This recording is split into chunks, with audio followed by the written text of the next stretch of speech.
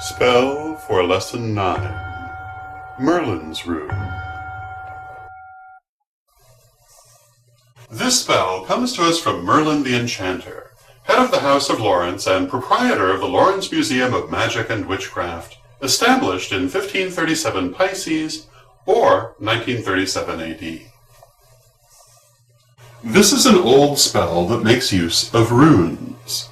Rune is a Germanic word for a magical symbol or marking. The term is especially used to refer to the ancient Germanic alphabet, also called Futhark, that was used for magical workings, but it can also be used to refer to other magical markings or sigils. This spell is intended to work with one of several general goals.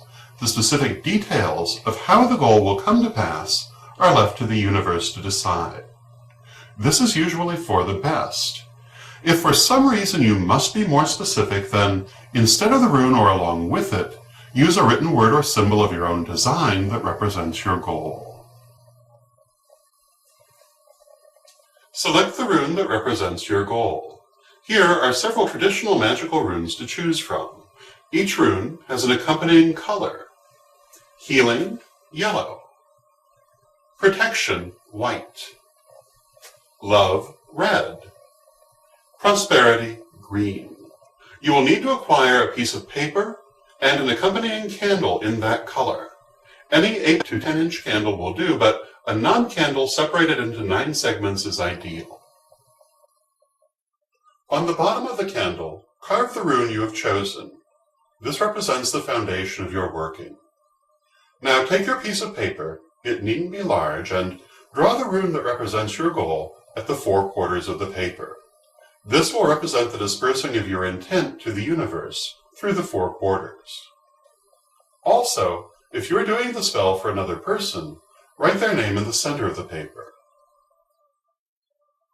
Now you can set up your altar for the spell. You can either use your regular working altar or create a special altar specifically for the spell.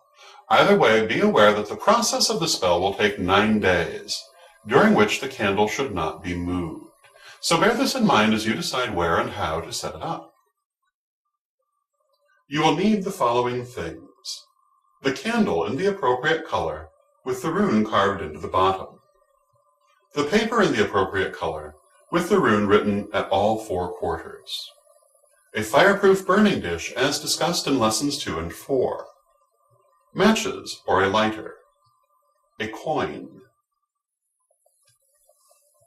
Begin as always by clearing and releasing excess energy. You may choose to dress your candle, see lesson 4, and if so, you would do that now.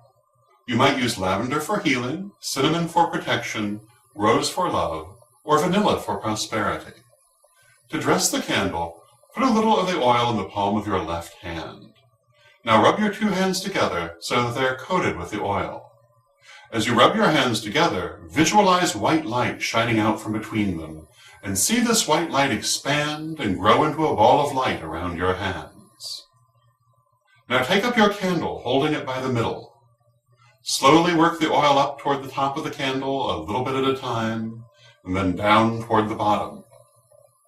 As you do this, imagine the candle filling with white light, and concentrate on the goal you have chosen. Coat the whole candle with oil, including the wick, and then return it to the altar. Now, place the coin directly in front of the candle. Light the candle.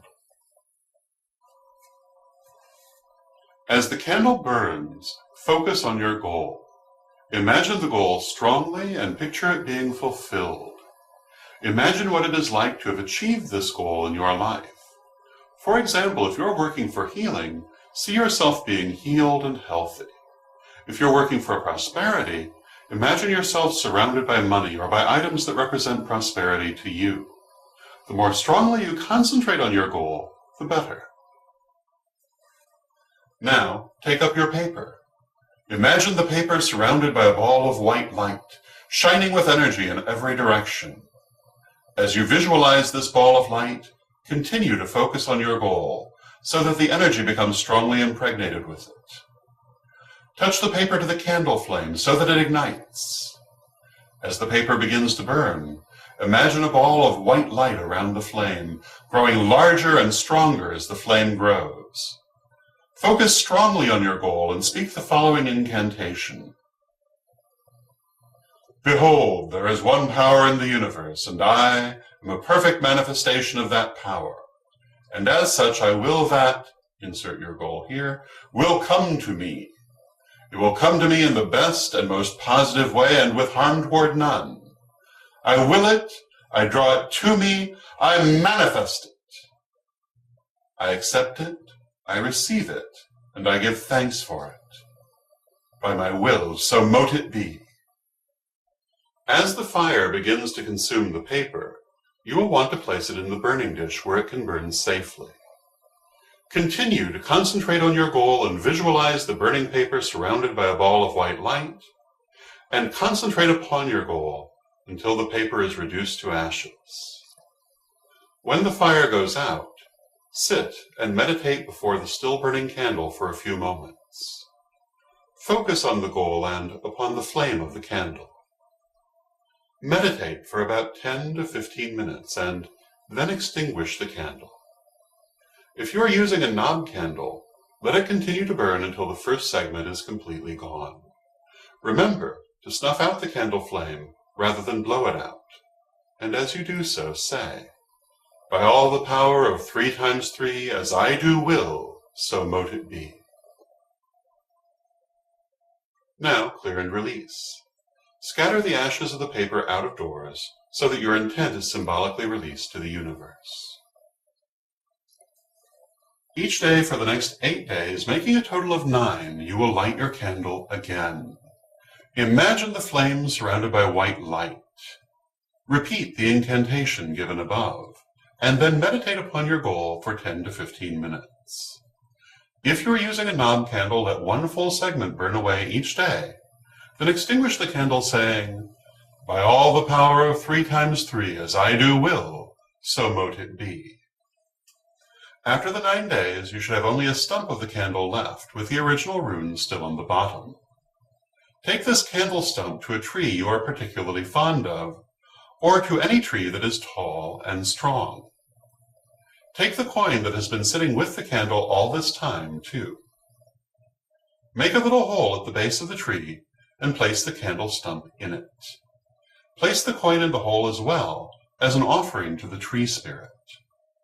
Cover the hole over and say something to the effect of, O tree, even as you grow, may the power of this my working grow likewise.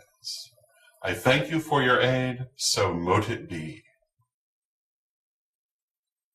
This is a very ancient act based on both the idea of sympathetic magic, that is the idea that like creates like, and the idea that the spell's power will grow and flourish because the tree grows and flourishes, and the two have been mystically bound.